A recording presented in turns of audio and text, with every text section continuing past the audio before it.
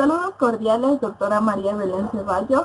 Nosotros somos integrantes del grupo número 3 y le vamos a presentar la exposición con el tema Salmonelosis, fiebre tifoidea aviar y Puyorum. A continuación hablaremos del artículo científico con el tema de la salmonelosis. La salmonela pertenece a la familia Enterobacteriaceae. Son bacilos gram negativos anaerobios facultativos. Se clasifican en más de 2.500 serobares en base a los lipopolisacáridos o proteínas flagelares H, antígenos capsulares BI. Dentro de cada una de estas cepas tenemos diferentes grados de virulencia. De acuerdo con la CDC y la OMS, solo existen dos especies oficiales, que es la Salmonella entérica y la Salmonella bongori. Con su distribución geográfica, estas se encuentran en todo el mundo con más frecuencia, en donde se practica la ganadería intensiva. En Suecia se ha encontrado gracias a los programas que ya se ha encontrado erradicada. La transmisión, esta especie sobrevive en ambientes cálido-húmedos y se contagian vía fecal, por picadura de mosquitos, animales contaminados. En aves se da la contaminación en la membrana vitelina o por medio del albumen. En los mamíferos se da en medio del útero, pero también se puede dar por diferentes motivos como el agua, alimentos contaminados, incluso las pasturas. En la desinfección, la salmonela es susceptible a los hipocloritos de sodio al 1%, al etanol al 70%, al glutardehído al 2%, desinfectantes a base de yodo, fenólicos y formaldehído. Tenemos las infecciones en animales. Las especies afectadas son que se han encontrado en mamíferos, aves, reptiles, anfibios, pero igualmente en peces e invertebrados.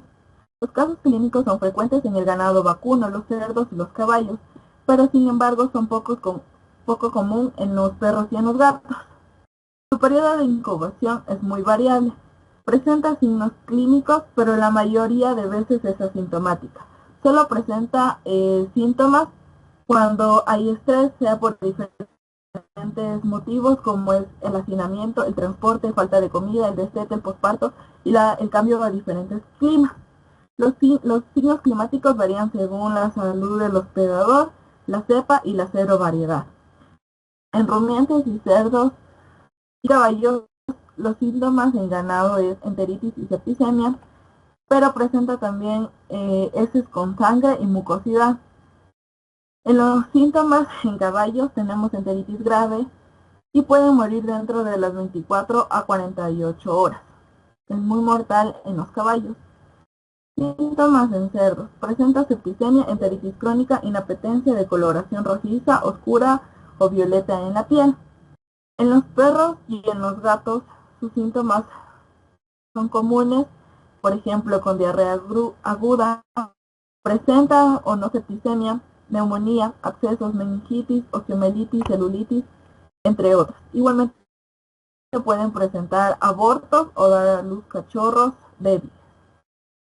En aves los síntomas son anorexia, letargo, diarrea, mayoría de sed, pero también presentan la mayor cantidad de casos que son asintomáticos. Su transmisión, la salmonela se excreta por la heces, sea de un animal asintomático o sintomático. Los bovinos son portadores de Salmonella Dublin. Para las pruebas y diagnósticos, tenemos que el aislamiento de los organismos en heces o en la sangre. En un aborto también se puede encontrar cepas en la placenta o en el exudado vaginal. También puede crecer medios selectivos y no selectivos como el agar sangre, agar McConkey, eosinazol de metileno, sulfito de bismuto. También se pueden hacer diferentes pruebas como es la PCR, pruebas bioquímicas.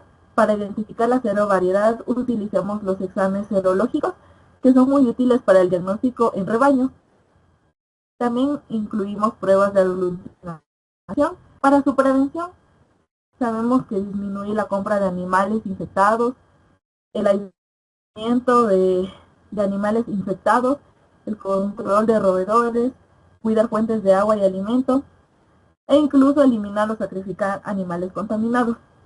Igualmente, en casos positivos tenemos que eliminar los edificios, equipos contaminados y ocupar una manera eficiente de desinfección. Mortalidad y la morbilidad. Del 1 al 3% de los animales domésticos ya portan salmonela, pero tienen casos con síntomas asintomáticos. En perros sanos del 1 al 36%, en gatos sanos del 1 al 18%. En ganado vacuno el 6%. Los índices de morbilidad y mortalidad son altos en rumiantes, cerdos y aves de corral joven. Las lesiones post-mortem, tenemos que las enteritis fibrosas necrotizantes, lesiones asociadas a septicemia. Estas lesiones intestinales son más frecuentes y graves en todas las especies. La enteritis aguda ocasiona erosiones en la mucosa, degeneración lipídica en el hígado. Y ahora vamos a hablar acerca de las infecciones por salmonela en humanos. El periodo de incubación de la salmonela en humanos depende. Si es que es para gastroenteritis, es entre 12 horas a 3 días, y si es una fiebre intestinal, después de 10 a 14 días de haber contraído la bacteria. En los signos clínicos, igual, si es que es con un caso de gastroenteritis, los signos serían náuseas, vómitos, dolor abdominal y dolor de cabeza, diarrea con o sin sangre, escalofríos y mialgia. Y si es en fiebre intestinal, pues tendríamos fiebre, anorexia, cefalia, letargo, mialgias y estreñimiento. Y un caso que se presenta aquí en la salmonelosis por humanos es el síndrome de Reiter, que es una secuela por infección de salmonela. La transmisión en humanos se da a través del contacto con heces y el consumo de alimentos mal cocinados. En cuanto al diagnóstico, se puede usar PCR y otras pruebas genéticas, también se usan pruebas bioquímicas. La serovariedad de esta bacteria se puede detectar gracias a su fórmula antigénica. Esta bacteria crece en varios medios selectivos y no selectivos. El medio más usado es el McConkey, y los caldos de enriquecimiento pueden ayudar a que las colonias de esta bacteria se aíslen de mejor manera. El tratamiento es a través de antibióticos. Sin embargo, lo que se debe hacer antes de recetar es un antibiograma. Los antibióticos principales que se utilizan es la ampicilina, amoxicilina, gentamicina, sulfametoxazol y trimetoprima y las fluoroquinolonas. La prevención está en que básicamente no existen vacunas confiables o fiables para prevenir la salmonelosis. Sin embargo, hay que evitar el contacto, como ya mencionamos, con heces, usar las medidas de bioseguridad, el lavado de manos con abundante agua y también el consumo de alimentos bien cocidos. La habilidad y la mortalidad de la salmonela en humanos es que básicamente afecta a niños, ancianos y personas inmunocomprometidas. En el, en el artículo que leímos hablaba acerca de los casos que existían en Estados Unidos. Se decía que había una incidencia de 30.000 a 40.000 personas, pero sin embargo había muchos casos de salmonela que no se denunciaban. Y con estos casos que no se denunciaban, se estimaba que habían entre 1.4 millones a 4 millones de casos por salmonelosis. Sin embargo, el índice de la mortalidad en la salmonela es muy bajo, es del 1 al 2%. En Estados Unidos se registraron solo entre 400 a 600 muertes. Y la salmonela que más muertes ha causado en humanos es la salmonela cholera Suisse, que de todo este 100% es solo un 20%, la salmonela Dublín un 15% y la salmonela enteritidis es solo del 3,6%. Ahora vamos a hablar del tifus aviar y de la enfermedad de Polloro. Vamos a hablar de su importancia. Tiene gran importancia ya que afecta a las aves de producción avícola, que produciendo, o sea, la Salmonella gallinarum produce la fiebre tifoidea aviar y la Pollorum produce la enfermedad de Pollorum. En Estados Unidos, en Canadá y en Australia, donde ya se han erradicado las enfermedades, hay cierta preocupación de la exposición a esta enfermedad, ya que podría aumentar con el aumento de la demanda de la carne de ave. Y tenemos que estas dos bacterias pertenecen a la Salmonella entérica subentérica del grupo capsular D, de la familia Salmonelacea. En las especies afectadas tenemos que las dos principalmente van a afectar a las aves, aunque no necesariamente a las mismas, ya que, por ejemplo, la Salmonella Pollorum afecta a faisanes, pero no afecta a aves de corral, pero en sí afectan a aves de corral, las dos como los pollos, los pavos, y también afectan a aves de caza como los faisanes, codornices, pintadas, perdices y etcétera. Las infecciones en mamíferos son poco frecuentes, ya que, o sea, se han informado de infecciones en bovinos, en cerdos, en gatos y en perros, pero en humanos se da muy rara vez, ya que en un informe que se hizo en Estados Unidos se detectó 26 de 450.000 salmonelas en las personas. Su transmisión se va a dar por vectores mecánicos, que pueden ser las aves silvestres, los mamíferos e insectos. Estos van a transmitirse por vía oral, que puede ser por las heces, la alimentación o el agua, o por vía respiratoria. Aquí hay unas particularidades, ya que en la Salmonella gallinarum se va a transmitir por heridas y ácaros rojos, y la Salmonella pollorum por las heces. También tenemos una transmisión vertical que va a ser de la gallina al huevo y también en esta mismo una transmisión horizontal, ya que cuando el huevo eclosione será el pollito. Estas bacterias pueden resistir bastante tiempo, incluso años, pero son muy sensibles a rayos solares y altas temperaturas. Su desinfección se puede dar con compuestos a base de fenol, amonio cuaternario y yodóforos. Hablemos de los signos clínicos. La Salmonella pollorum afecta principalmente a aves jóvenes de 3 a 4 semanas, pero su mayor mortalidad se da de 2 a 3 semanas. En aves grandes se observa una baja en la producción de huevos, en la fertilidad e incubabilidad, y en las aves pequeñas que están recién desarrollándose, en el huevo infectado, pueden no eclosionar ya que se mueren dentro y si lo hacen van a desarrollar alas caídas, pérdida de apetito, un signo característico que es la diarrea blanca y viscosa y también si es que llegan a la vida adulta no van a ser eficientes productivamente. En la Salmonella gallinarum, esta va a ser, como les había mencionado, la que produce la fiebre tifoidea aviar. Este afecta, a diferencia de la Salmonella boiorum, a aves principalmente adultas. Y se va a observar síntomas similares como la baja producción de huevos, un bajo apetito, se va a observar anemia con crestas pálidas y también el signo característico que es una diarrea amarillenta que puede ser acuosa o mucoide. Y aquí podemos ver las imágenes. En cuanto a soluciones post-mortem, en la tifoide aviar podemos encontrar peritonitis, hígado oscuro e hinchado, pulmones congestionados, septicemia, tiflitis y artritis.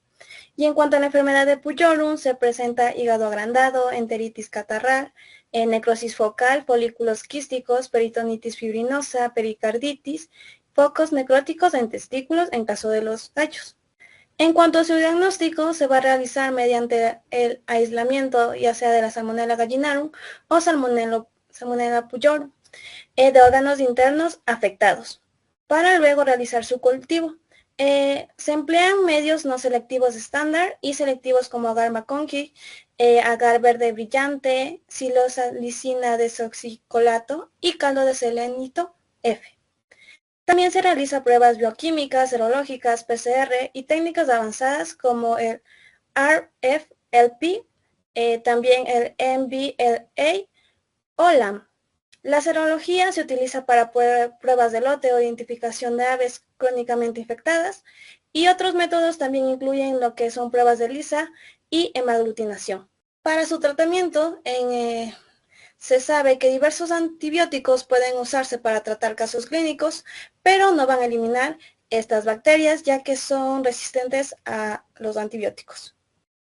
Para su control, en reportes de enfermedades, los veterinarios que encuentren o sospechen de estas bacterias deben seguir las directrices nacionales o locales para reportar estas enfermedades. En cuanto a su prevención, en un lote avícola se recomienda adquirir aves y huevos de existencia libres de estos organismos, mantener una estricta bioseguridad y evitar el contacto con ambientes contaminados, roedores, aves silvestres y vectores como ácaros. En un lote avícola en países libres de estas enfermedades se realiza cuarentena. En áreas endémicas se utilizan vacunas para reducir signos clínicos y mortalidad, pero no provienen la infección. Y en sistemas semisilvestres van a consistir en tratar brotes e intentar reducir la transmisión entre aves en las incubadoras o otros sitios. En cuanto a su morbilidad y mortalidad, la enfermedad de Pujorum afecta a aves jóvenes, mientras que la tifoide aviar en aves en crecimiento y adultas.